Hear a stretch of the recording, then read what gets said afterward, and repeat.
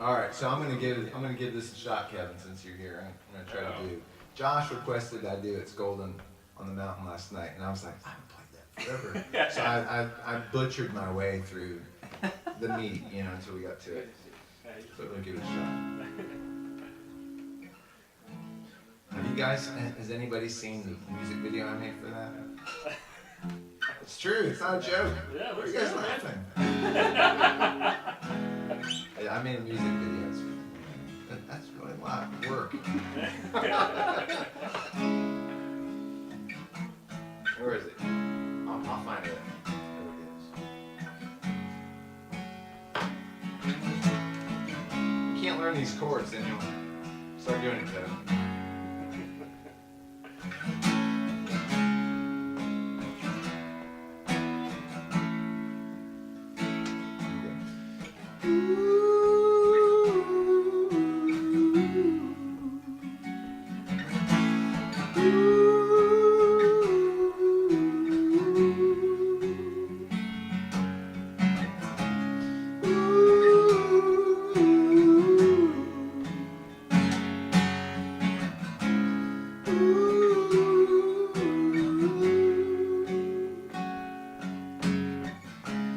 Hopeful word left in my mouth.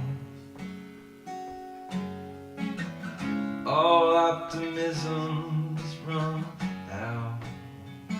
And from the hills came a little bird who sang a word.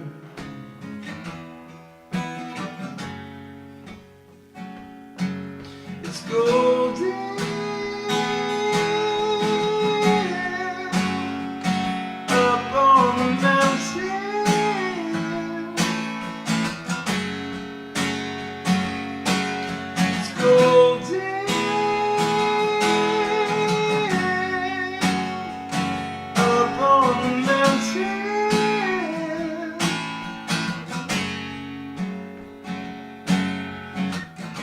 It was hard at the start, but so is the end. If it's a matter of trust, who is your friend? It seems like I wrote about it, I know I heard about it. It's offered to every woman and man. It's golden.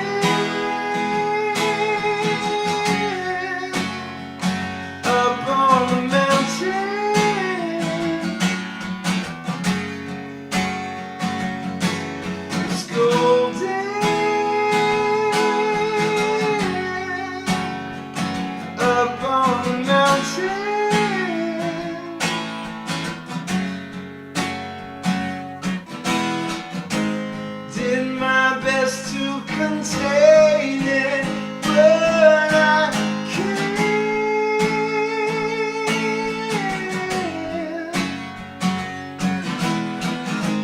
Did my best to explain it, but I can't.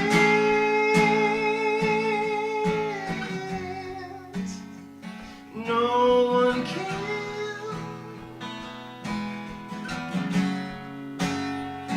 Up on the mountain, it's golden. Up on the mountain.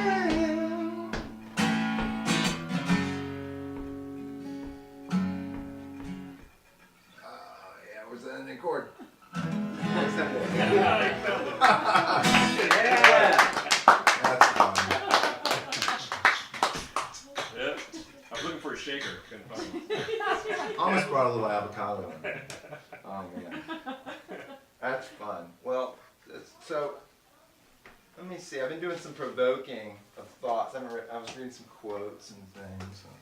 House show freedom, and the club you use lights to help it along. But this is a book. I don't know if you guys are familiar with this author. Her name is Marilyn Robinson, and this little sticker told me, and she won Pulitzer, and she is really a great writer of fiction, and this quote explains so much, and it's really chewy.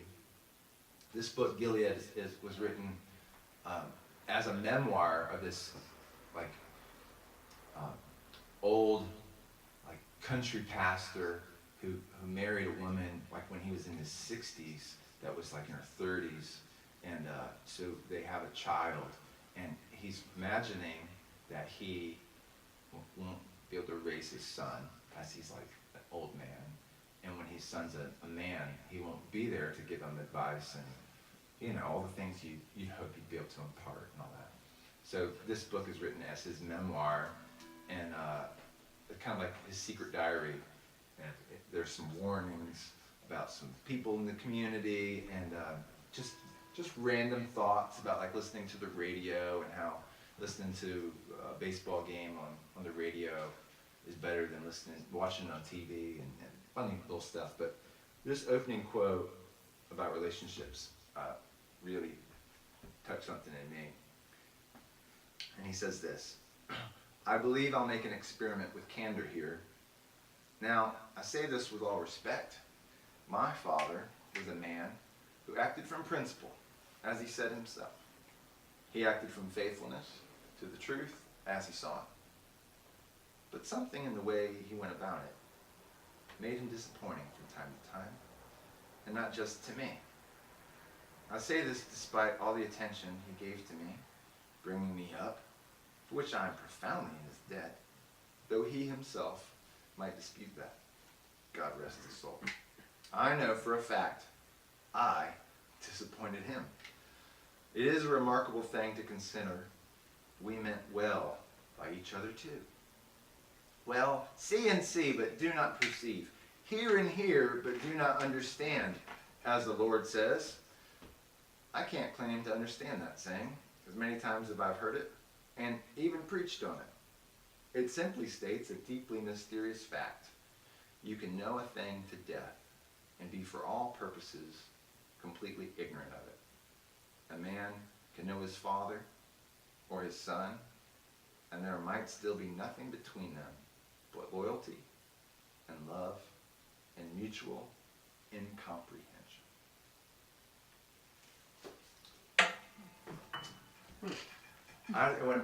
What some thoughts? What comes to your minds in that?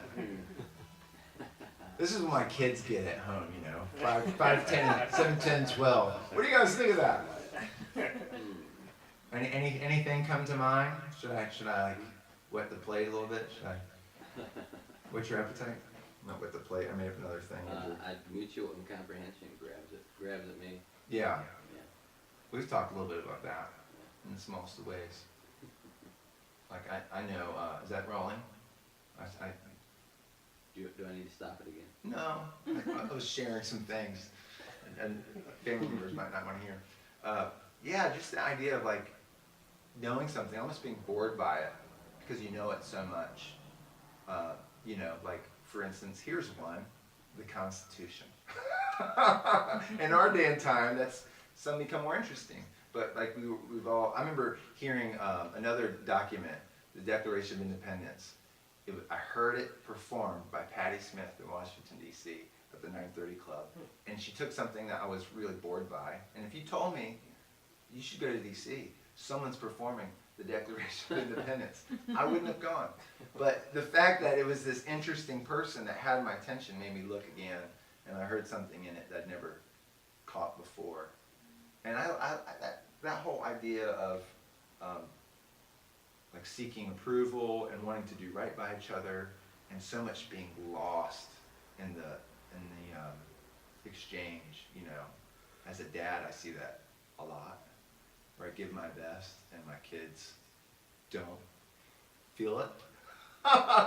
Ben's dad, you know what I'm talking about? Like the other day, my 7-year-old, we were leaving the house, and I said, "It's time to go. You got to come with me." "No, I want to just do nothing today." I said, "Well, you've got to come with us to the store. You can't leave you at the house by yourself." "Oh, you guys are just making me what you want to do. You don't care for me. You don't care about what I want. It's just all about you." And so I said, so what's going on with you? You know, tell me really what's going on. I don't feel like you care for me. This is all about the store, you know. And I said, well, my primary mission in life right now, in regards to you, is to keep you safe first. So you've got to come, you know, to the store with me. And then I you know, just gave him choices where he felt powerful again. You know, listen to Arcade Fire, or do you want to listen to, you know, whatever else was in the radio? Oh, I'll search Arcade Fire, Dad. You know. But you know, what's being missed is my care for him. And I think about my own parents. I've certainly come to realize that I missed their intentions at times. You know, like you said something that Jackson said earlier, moms. You know, Daniel made a mom joke too. Oh, that's the cat. Whoa, freaked me out.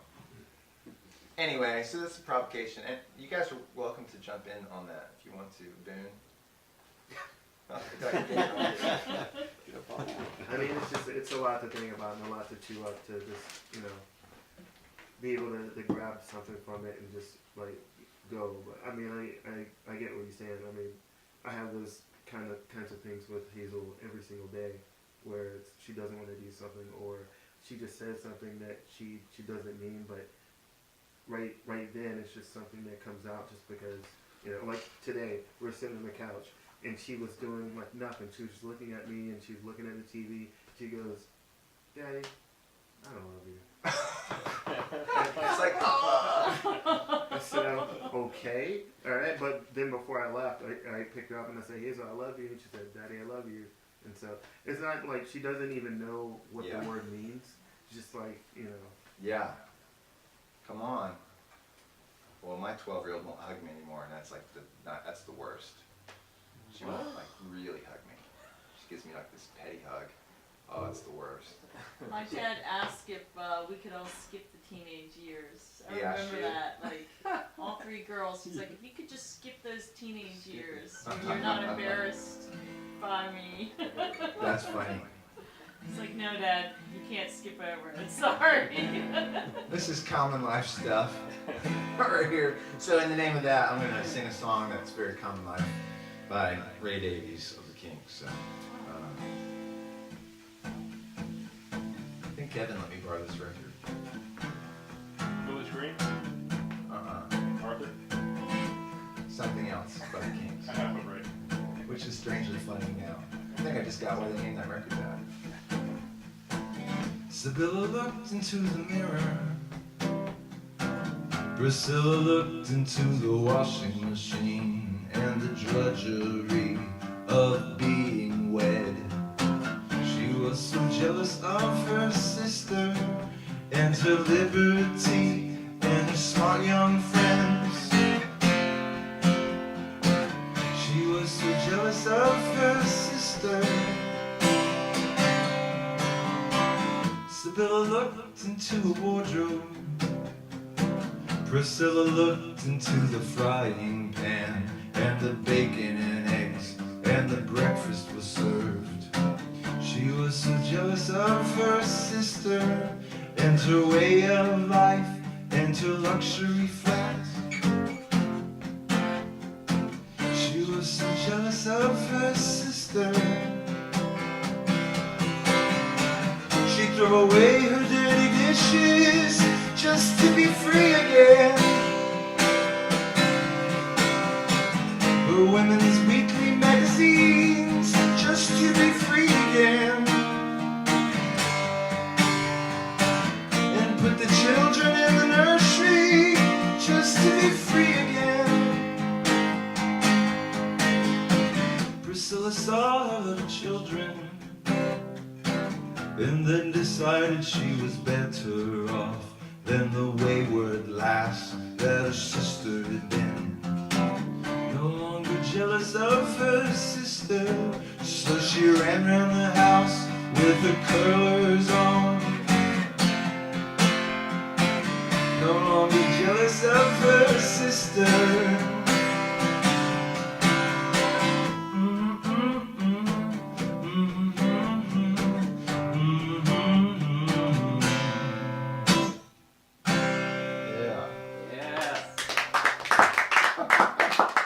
That is the epiphany of fatherhood right there. I can do whatever I freaking want, and it's awesome.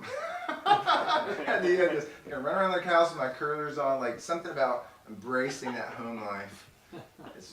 There is a breakthrough that happens. It's fun. That's awesome. Do you know that song? Oh yeah. Yeah, it's a good song. That's a record. It's a good song. Anybody else know that song? They're fun. Yeah, amazing. All right, let's do another guitar song. So this song is another one off my album, Upon Shoulders. Kevin said it's his favorite record he's ever heard. Yeah, of all time.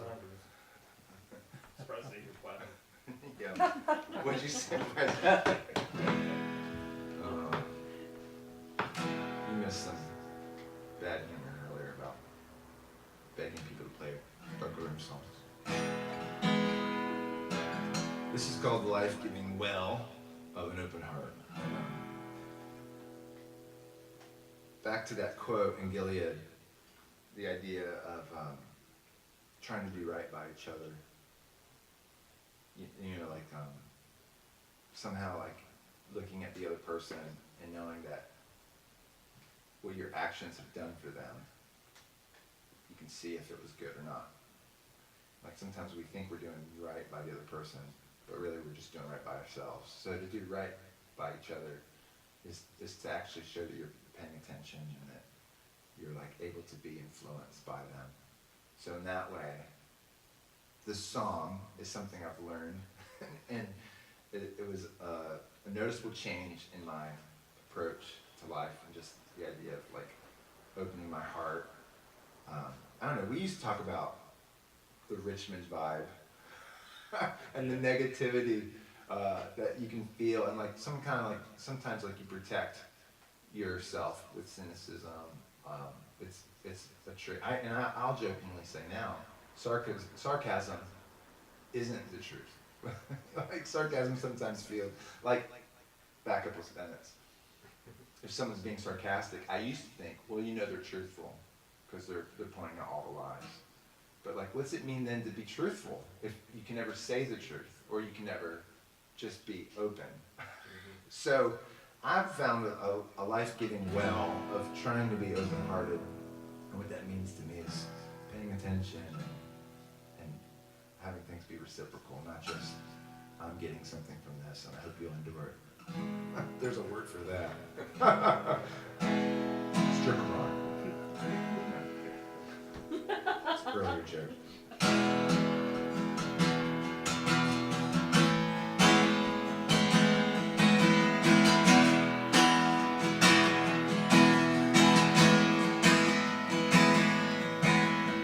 Watch what you can do with an open heart. Begin to live as if death were not.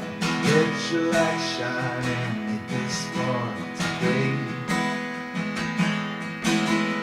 Hear the rhythm beating of a life that's shared. It's all for playing. Take part in playing. Run the risk of going where you never thought you'd be okay. I've been high, I've been low, I was lost by knowing directions on my own. I've had fears, violent thoughts, but love incarnate came and took my best shots. Keeps holding on.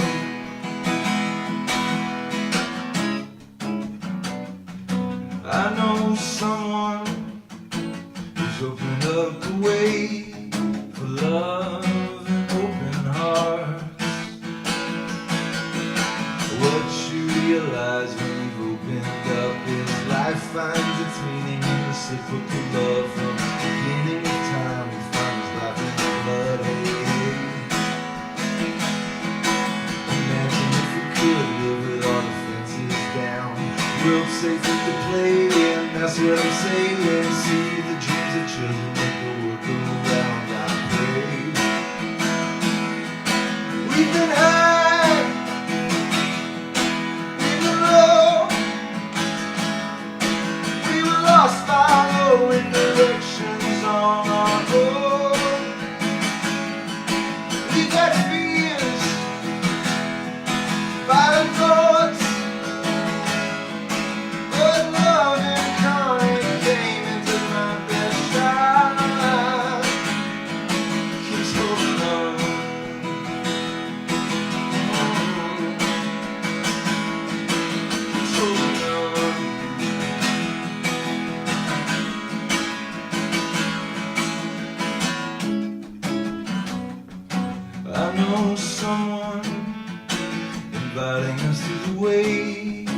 love, open hearts. I know someone who's made a way. I know someone with an open heart. Yeah. Oh.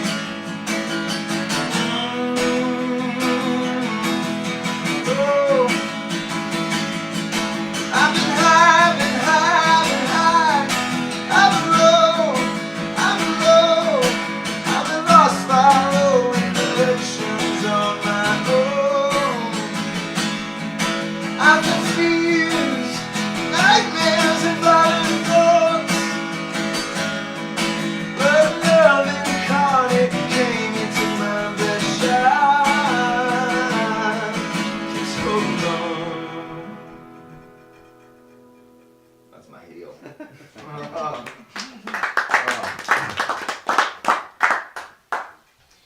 Hey, Carter. We got You gotta go. Yeah, you're okay. Thanks for coming, man. Yeah, thanks for having us, man. I'm gonna give you a hug.